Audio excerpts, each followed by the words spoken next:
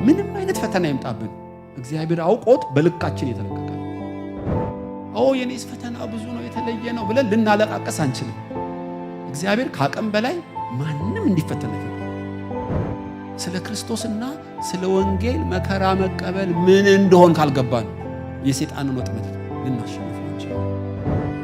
ፈተናን ማስቀረት ባንችልም ግን ተመጥኖ በእግዚአብሔር ፈቃድ ፈተና ሊደርስብን ይችላል። ክፉ ሰዎች ሰይጣንም ጭምር የእግዚአብሔርን ዓላማ እንዲፈጽሙ የተፈጠሩ ናቸው ማለት ነው። በሰይጣን ስንፈተን ሁለት በጣም ልናስተውለው የሚገባ ነገር ማለት ነው። በሰይጣን ለሚፈተኑ ሁልጊዜ ተስፋ አለ። ይገርማችሁ።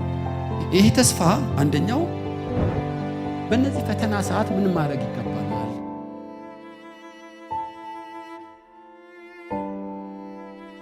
በሰይጣን ፈተና ሲገጥምህ ማወቅ የሚገባ ጉዳዮች ታውቃላችሁ። ሰይጣን ይፈትናል፣ ፈታኝ ነው እና ጌታም ስምዖን ሆይ እነሆ ሰይጣን እንደ ስንዴ ሊያበጥራችሁ ለመነ ይላል።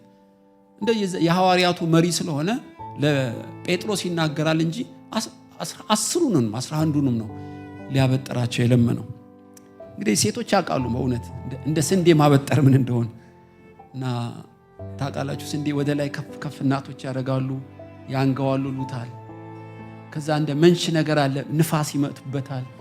ወደ ግራ ወደ ቀኝ ወደ ላይ ወደ ታች ማንገዋለል አይነት ነው። ሰይጣን እንደ ስንዴ ሊያበጥራችሁ ለምን? የሰይጣን ማበጠር በጣም ከባድ ነው። ለምን እግዚአብሔርን ጠየቀ? እሱ ባህሪው ነው ታውቃላችሁ። የሚኖረውም ለዚሁ ፐርፐዝ ነው።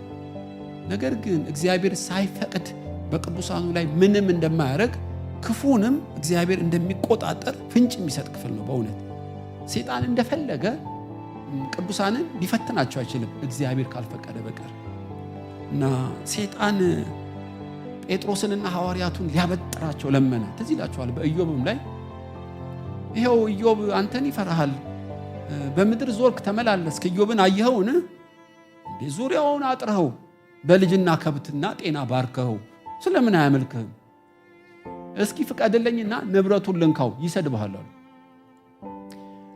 በልሽ ፈቅጄልሃለሁ፣ እሱን ግን እንዳትነካው፣ ንብረትና ልጆቹን ፈቅጃለሁ አሉ። የሚገርም ነው። እና በአንድ ቀን 7ቱንም ጭጭ አረጋቸው። በአውሎ ንፋስ እያደረገ በዘራፊ እያደረገ ልጆቹን እና ከብቶቹን በላው። ኢዮብ ግን እግዚአብሔር ሰጠ፣ እግዚአብሔር ነሳ፣ ስሙ ይባረካል። ምንም ብታነሳሳኝ ይኸው ፍጹምነቱን ይዟል። ሰው ስለ ነፍሱ ያለውን ሁሉ ይሰጣል፣ ስጋውን ብትነካ ይሰድብሃል አለው። እንዳትገለው ስጋውን ግን ሰጥቻለሁ አለው።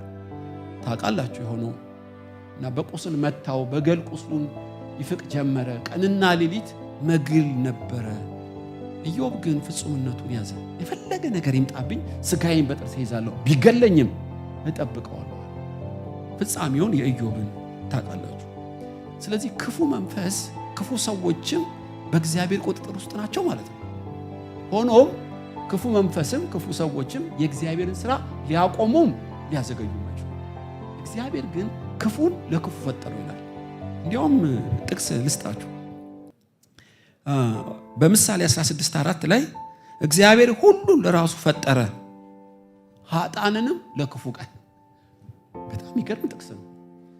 ስለዚህ ክፉ ሰዎች ሰይጣንም ጭምር የእግዚአብሔርን ዓላማ እንዲፈጽሙ የተፈጠሩ ናቸው ማለት ነው። ፈተናን ማስቀረት ባንችልም ግን ተመጥኖ በእግዚአብሔር ፈቃድ ፈተና ሊደርስብን ይችላል እና ከአቅማችሁ በላይ አትፈተኑም፣ መውጫ የሌለው ፈተና ውስጥ አትገቡም እና ከአቅማችሁ በላይ እንዳትፈተኑ የማይፈቅድ እግዚአብሔር የታመነ ነው ይላል። ምንም አይነት ፈተና ይምጣብን እግዚአብሔር አውቆት በልካችን የተለቀቀ ነው። ሆኖም ለጥቅማችን ነው፣ መውጫ ያለው ነው፣ እግዚአብሔር የሚቆጣጠረው ነው ማለት ነው። የኔስ ፈተና ብዙ ነው የተለየ ነው ብለን ልናለቃቀስ አንችልም። እግዚአብሔር ከአቅም በላይ ማንም እንዲፈተን አይፈቅድም። ፈቅዶ ከመጣ ደግሞ ፐርፐዝ አለው። ስለዚህ ኢዮብን የፈተነው ፈተና እኔን አይፈትነኝም። ልኬን ስለሚያውቅ በልክ ነው የሚፈቅደው። እንዳትነካው ቄሱ አይችልም ከዚህ በላይ ይላል። እችን ታልፈቀጃለሁ ሊል ይችላል። ስለዚህ ነው ሰይጣን እንደ ስንዴ ሊያበጥራችሁ ለምን እና በእኔ ላይ አንዳች ሰይጣን የለውም፣ የተጻፈው ይፈጸም ዘንድ አሁን የጨለማ ሰዓት ነው ይላል። በጌታም ላይ ስልጣን የለውም። ልፈታና ላስር ስልጣን እንዳለኝ አታውቅም አለው ጲላጦስ። ኖ እግዚአብሔር ካልፈቀደልህ በእኔ ላይ አንዳች ስልጣን የለህም ይለው እና እንዲሁ ነው በእኛም ላይ ሰይጣን እግዚአብሔር ካልፈቀደ በቀር በምንም አይነት ስልጣን በእኛ ላይ የለውም። ነገር ግን ፈተና መምጣቱ የግድ ነው እንደምታውቁ። ሆኖም በሰይጣን ስንፈተን ሁለት በጣም ልናስተውለው የሚገባ ነገር አለ ማለት ነው እና በእግዚአብሔር ዘንድ በሰይጣን ለሚፈተኑ ሁልጊዜ ተስፋ አለ። ይገርማችሁ፣ ይሄ ተስፋ አንደኛው ምልጃ ነው እና እኛ ፈተናውን ነው የምናየው፣ ከበስተጀርባ ግን ያለውን ተስፋ እዩ። ሰይጣን እንደ ስንዴ ሊያበጥራችሁ ለመነ፣ እኔ ግን እምነትህ እንዳይጠፋ ስላንተ አማለድኩ። ይህንን ምልጃ በዮሐንስ ወንጌል ላይ ተጽፏል እና አባት ሆይ ስለሰጠኸኝ ነው የምለምነው፣ ስላልሰጠኸኝ አይደለም። ያንተ ነበሩ ለእኔ ሰጠሃቸው፣ እባክህ እምነታቸው እንዳይጠፋ በስምህ ጠብቃቸው። ያኔ ለነ ጴጥሮስ የጸለየውን አልሰሙም፣ ዮሐንስ ግን ጽፎልናል። ስለዚህ ጴጥሮስን እንደ ስንዴ ሊያበጥረው ገረድ ተመስሎ ሰው ተመስሎ እና ሊያስክደው እምነቱን ሊያስጥለው ከእግዚአብሔር ጋር ሊያጋጨው እና እንደ ስንዴ ሊያበጥረው ሲል እምነቱ እንዳይጠፋ እኔ ግን ማለድኩ እና ሁሌ በሰይጣን ለሚፈተኑ ማላጆች አሉ። ኢየሱስ በሰማይ ይማልዳል፣ በምድርም ሰዎችን ያስነሳል። ይገርማቸው። አብርሃም ሚስቱን ይዞ በግብፅ ሄዶ ነበር እና አቤሜሌክ ሳራ ሊተኛ ትንሽ ሲቀርብ አብርሃም ግን ስለ አቤሜሌክ ስለ ሚስቱ ስለ ሳራ ይማልድ ነበር እና አቤሜሌክ እችን ሴት እንዳትነካ ከለከሉ፣ ባሏ ነብይ ነው ይጸልያልና ልትነካት አልቻልክም። ሳራ ምናልባት አቤሜሌክም አያውቁም፣ በኃጢአት ሊወድቅ የነብይን ሚስት አብሯን ሊተኛ አንድ እርምጃ ነው የቀረው። ያለ ዕውቀት ኃጢአት እንዳይሆንበት የሚማልድ ሰው ግን አለ። እርሱም ማን ነው? አብርሃም ነው። ይማልዳል።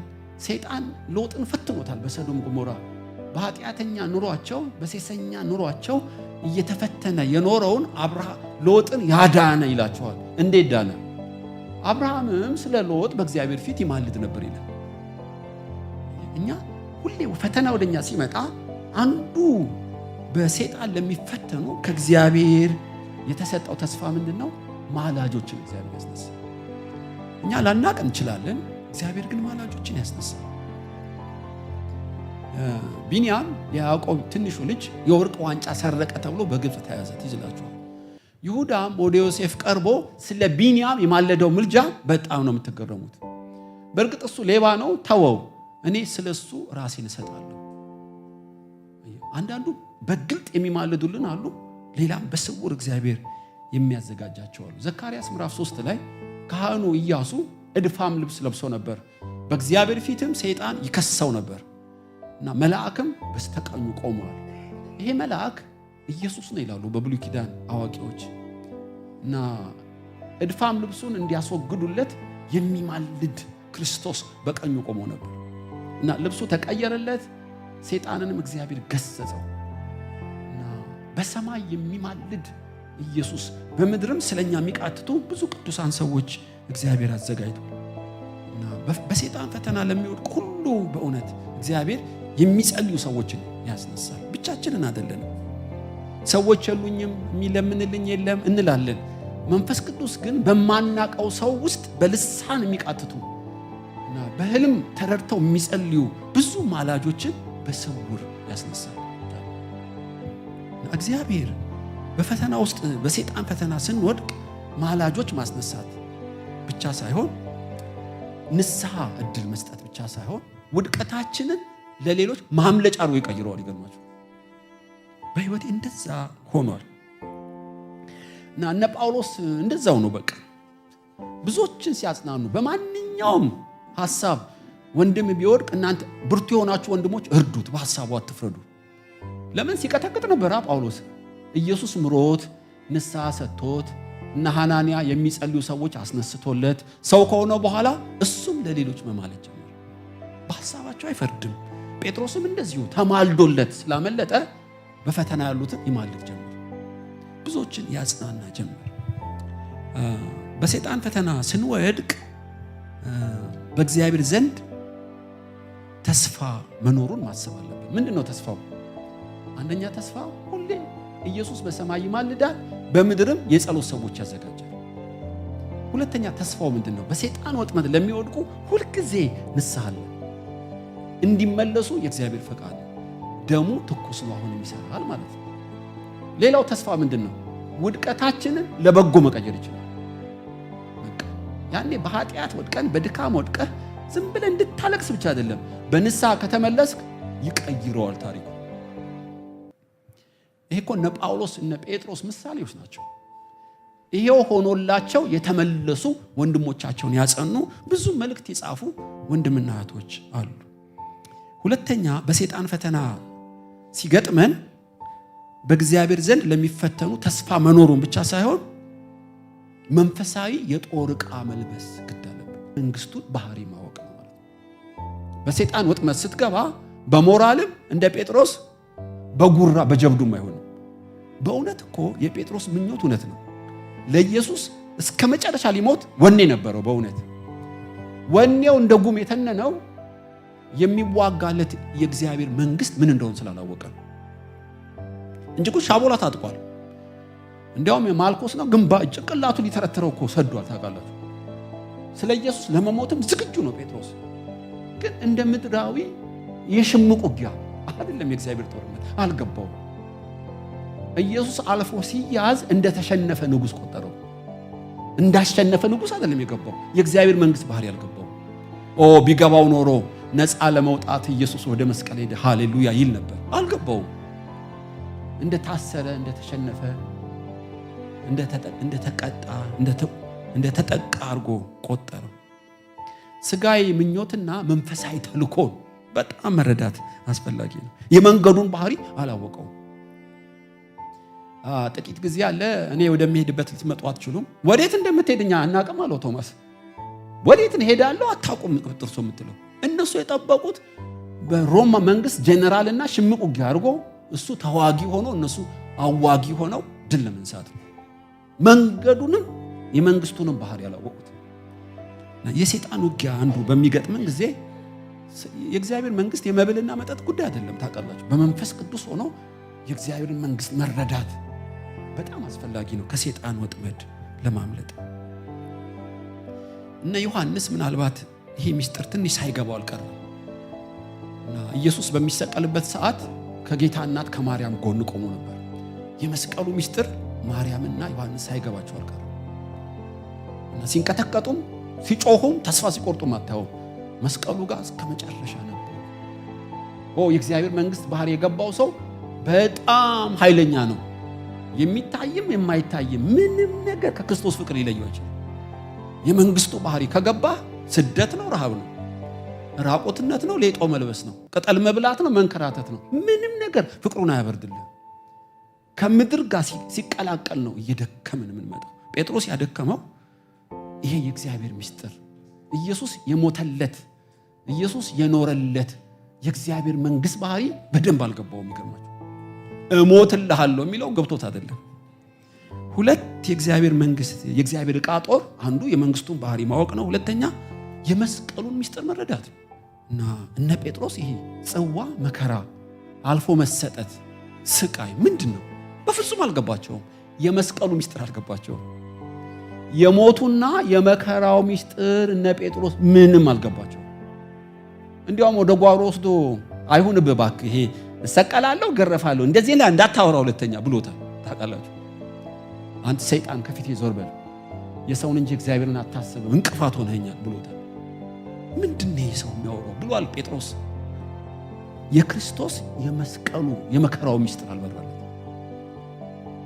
በሰይጣን ወጥመድ ስንያዝ አንዱ የእግዚአብሔር ዕቃ ጦር ስለ ክርስቶስና ስለ ወንጌል መከራ መቀበል ምን እንደሆን ካልገባን የሰይጣንን ወጥመድ ልናሸንፈው አንችልም። የመንፈሳዊ ጦር ዕቃ የሚለብሱት በእግዚአብሔር እንጂ በራሳቸው መታመን ሲያውቁ። እንዲያውም ማቴዎስ 26:33 ላይ ሁሉ ቢሰናከሉ እኔን በፍጹም አጠርጥረኝ ብሎ ተናግሯል ጴጥሮስ። በመንፈስ እንጂ በስጋ ወኔ እንደማይቻል አልገባውም ማለት ነው። በራስ መታመንና በእግዚአብሔር መደገፍ ልዩነቱ አልገባውም። በእውነት የስጋ ስራን እና የስጋ ወኔን ከመንፈሳዊ ህይወት ጋር ቀላቀሉ። ጴጥሮስ በእግዚአብሔር በመታመን እንጂ በመንፈሴ እንጂ በኃይልና በብርታት አይደለም፣ በጉልበትም አይሆንም እያለ ኢየሱስ ያሰለጥነዋል። እንግዲህ መንፈሳዊ ጦር ዕቃ አንዱ የእግዚአብሔር መንግስትን ባህሪ ማወቅ፣ 2 የመስቀሉ ምስጢሩን መረዳት፣ 3 በእግዚአብሔር መታመን፣ በራስ አለመታመን እና የመጨረሻው መንፈሳዊ ዝግጅት ማድረግ ነው። እንደምታው ዛሬ ተማርነው በሰይጣን ፈተና ስንፈተን እግዚአብሔር ኮንትሮል ያደረገው ፈተና ነው። እግዚአብሔር የማያውቀው ምንም ነገር ከአቅማችን በላይ ይደርስ። ሰይጣን አስፈቅዶ እግዚአብሔርም ፈቅዶለት የተመጠነ ፈተና እንደ አቅማችን ይለቀቃል። የትንቢቱ ቃል ይፈጸም ዘንድ ደግሞም ለበጎ ነው። ሆኖም ክፉ ሰዎችም የእግዚአብሔርን አገልግሎት አያቆሙትም። በእነዚህ ፈተና ሰዓት ምን ማድረግ ይገባናል? በሰይጣን ፈተና ስንወድቅ ሁልጊዜ በእግዚአብሔር ዘንድ ተስፋ እንዳለ ወቅ ነው። ተስፋው ምንድን ነው? ማላጅ አለ፣ በሰማይም በምድርም እግዚአብሔር ማላጆችን ያመጣል። የንስሐ ዕድል አለ። ያ ወደኩ ብለ ያለቀስክበትን ለበጎ ሊቀይረው ይችላል። እነዚህ ሁሉ ተስፋዎች ናቸው።